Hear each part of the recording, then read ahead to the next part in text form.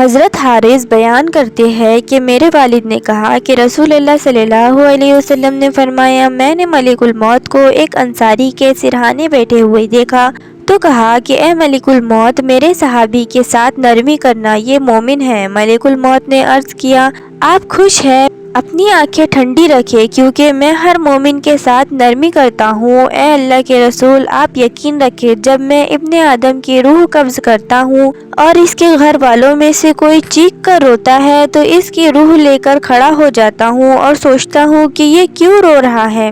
اللہ کی قسم، ہم نے اس پر کوئی ظلم نہیں کیا، نہ ہی وقت سے پہلے اس کی روح قبض کی۔ اگر یہ اللہ کی تقدیر پر صبر کرے تو ان کو اجر ملے گا، اور اگر یہ چیخ و پکار کریں گے تو گنہگار ہوں گے۔